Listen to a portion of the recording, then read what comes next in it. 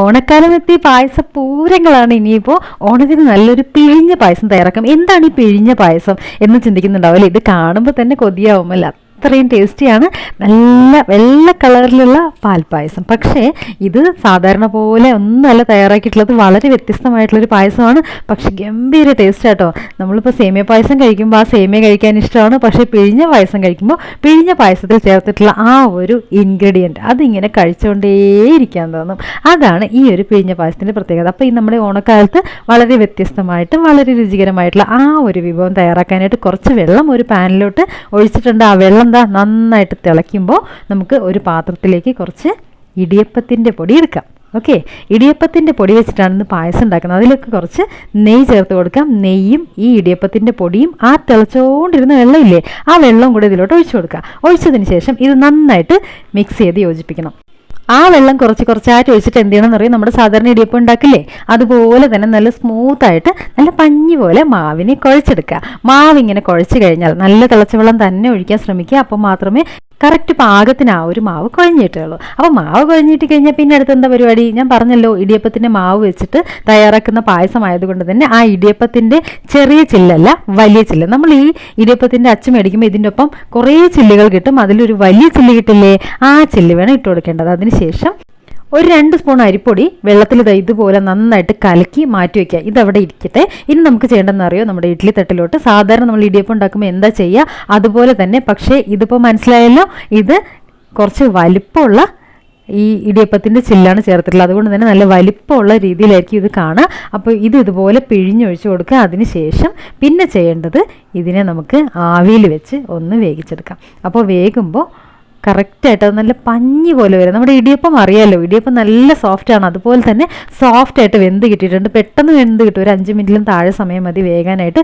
അപ്പോൾ ഇത് അതുപോലെ വെന്തിട്ടുണ്ട്. ഇങ്ങനെ തൊടുമ്പോൾ തന്നെ നല്ല സ്മൂത്തായിട്ടുണ്ട്. നമ്മുടെ സാധാരണ ഇടിയപ്പത്തിന് കുറച്ച് വലിപ്പത്തിലാക്കിയാൽ എങ്ങനെ ഉണ്ടാവും അത് തന്നെയാണ് ഇത്.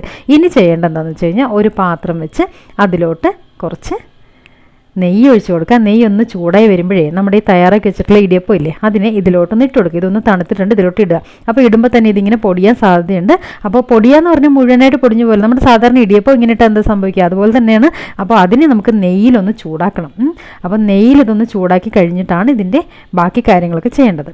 അപ്പോൾ ഇതിങ്ങനെ കറക്റ്റ് പാകത്തിന് ആയി വന്നിട്ടുണ്ട്. ഇനി ഇതിലേക്ക് നമുക്ക് എന്താ ചെയ്യേണ്ടതെന്നറിയോ, നമ്മുടെ പശുപാൽ ഒഴിച്ചു കൊടുക്കുക. അല്ലെങ്കിൽ നമ്മൾ ഏത് പാലാണ് യൂസ് ചെയ്യുന്നത് ആ പാൽ ഒഴിച്ചു കൊടുക്കുക. പാലൊഴിച്ചതിന് ശേഷം ഈ പാലും നമ്മുടെ ഈ തയ്യാറാക്കിയിട്ടുള്ള ആ ഒരു പിഴിഞ്ഞെടുത്തിട്ടുള്ള ഇടിയപ്പവും നന്നായിട്ട് വേകണം. അതിലോട്ട് ആവശ്യത്തിന് പഞ്ചസാര ചേർത്ത് കൊടുക്കുക. ഇനി അടുത്ത പരിപാടി ഇത് നന്നായിട്ട് വെന്ത് കുറുകി വരണം എന്നുള്ളതാണ്. അപ്പോൾ ഇത് നന്നായിട്ട് വെന്ത് കുറുകി വരുമ്പോൾ അതിലോട്ട് കുറച്ച് ഏലക്ക ചതച്ചതോ അല്ലെങ്കിൽ ഏലക്കയുടെ പൊടിയോ എന്തെങ്കിലും ഒന്ന് ചേർത്ത് കൊടുക്കുക. ഇത് ചേർത്തതിന് ശേഷം ഇത് കുറച്ച് സമയമൊന്നുമല്ല, കുറച്ച് കൂടുതൽ സമയം നന്നായി തിളച്ച് ആ ഒരു ടേസ്റ്റ് ഉണ്ടല്ലോ പായസത്തിൻ്റെ, ശരിക്കും നമ്മുടെ പാൽപ്പായസം ഉണ്ടാക്കുന്ന ടേസ്റ്റ് പോലെ തന്നെ ഇതായി വരും. ഇത് കുഴഞ്ഞൊന്നും പോവില്ല, ഓൾറെഡി ആവി കയറ്റിയതുകൊണ്ട് കുഴഞ്ഞു പോവില്ല. അപ്പോൾ നമ്മൾ കുറച്ച് അരിപ്പൊടി 2 സ്പൂൺ മാവിലൊന്ന് കുറുക്കി, അതായത് ഒന്ന് ഇളക്കി വെച്ചിട്ടുണ്ട്, അതുകൂടെ ഇതിലോട്ടൊന്ന് ഒഴിച്ചു കൊടുക്കണം. കുറച്ച് കുറച്ചായിട്ട് ഒഴിച്ചാൽ മതി, ഒരുപാട് നിറയെ അങ്ങനെ ഒഴിച്ചു കൊടുക്കേണ്ട ആവശ്യമില്ല. ആദ്യം ഒരു 2 സ്പൂൺ ഒഴിച്ച് അതിന് ശേഷം ഇതൊന്ന് ഇളക്കിയതിന് ശേഷം ബാക്കി ഒഴിച്ചു കൊടുക്കുക. അപ്പോൾ ആകെ ഒരു 2 സ്പൂണേ എടുത്തിട്ടുള്ളൂ കേട്ടോ, അത്രയും മതിയാവും. ഇതിനൊരു ചെറിയ തിക്നെസ് കിട്ടാൻ വേണ്ടിയിട്ടാണ്. അതിനുശേഷം വീണ്ടും ഇത് തിളയ്ക്കാനായിട്ട് വെക്കുക. അപ്പോൾ കുറച്ച് കൂടുതൽ ക്വാണ്ടിറ്റി ഉണ്ടാക്കുകയാണെങ്കിൽ നല്ല ചൂട് കട്ടിയുള്ള ഉരുളി അങ്ങനെ എന്തെങ്കിലും ഒരു വലിയ പാത്രം വെച്ചിട്ട് മാത്രമേ ഇത് തയ്യാറാക്കാവൂ. നല്ല ടേസ്റ്റിയാണ്.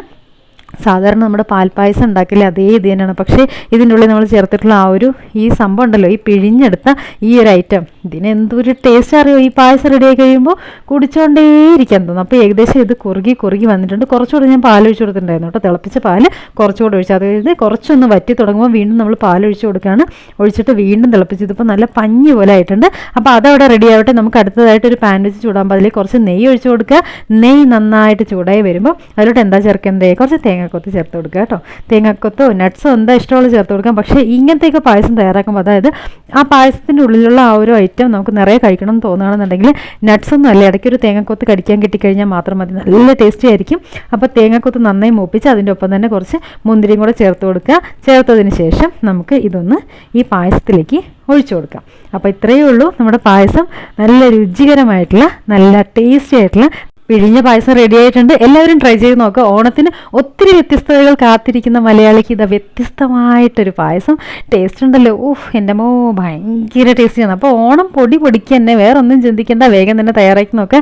ഈ അരിപ്പൊടിയും അരിമാവും അതുപോലെ തന്നെ ഇടിയപ്പത്തിൻ്റെ ഐറ്റംസും ഒക്കെ വീട്ടിൽ എന്തായാലും ഏത് നേരത്തും ഉണ്ടാവും. അതുമാത്രമല്ല, വിനായക ചതുർത്ഥിയാണ്. വിനായക ചതുർത്ഥി ദിവസം തയ്യാറാക്കാൻ പറ്റിയ നല്ലൊരു മധുരം കൂടിയാണ് നമ്മുടെ ഈ ഒരു പായസം. അപ്പോൾ ട്രൈ ചെയ്ത് നോക്കാൻ മറക്കണ്ട. വളരെ വളരെ ടേസ്റ്റി ആയിട്ടുള്ള, നല്ല ഹെൽത്തി ആയിട്ടുള്ള, വളരെ പെട്ടെന്ന് തയ്യാറാക്കാൻ പറ്റിയ നല്ല കുറുകിയ പായസമാണ് നമ്മുടെ പിഴിഞ്ഞ പായസം. പിഴിഞ്ഞ പായസത്തിന് ഇനി മുന്നും പിന്നും ഒന്നും ആലോചിക്കേണ്ട ആവശ്യമില്ല. ഇത് ഉണ്ടാക്കുന്ന സമയത്ത് തന്നെ നമ്മൾ കഴിക്കാൻ വേണ്ടി ഇങ്ങനെ കൊതിയോടെ കാത്തിരിക്കും. ഒരു തവണ കഴിച്ചു കഴിഞ്ഞാൽ പിന്നെ ഇതേ ഉണ്ടാക്കുള്ളൂ. എല്ലാ ദിവസവും മിക്കവാറും വീടുകളിൽ രാവിലെ ബ്രേക്ക്ഫാസ്റ്റ് ഉണ്ടാക്കിയ ഇടിയപ്പം, അതിന് ബാക്കി വരുന്ന കുറച്ച് മാവെടുത്തിട്ട് മിക്കവാറും എല്ലാ വീട്ടിലും ഇത് ഉണ്ടാക്കി നോക്കും. അത്രയും ടേസ്റ്റിയാണ് ഈ പായസം. ട്രൈ ചെയ്ത് നോക്കുക.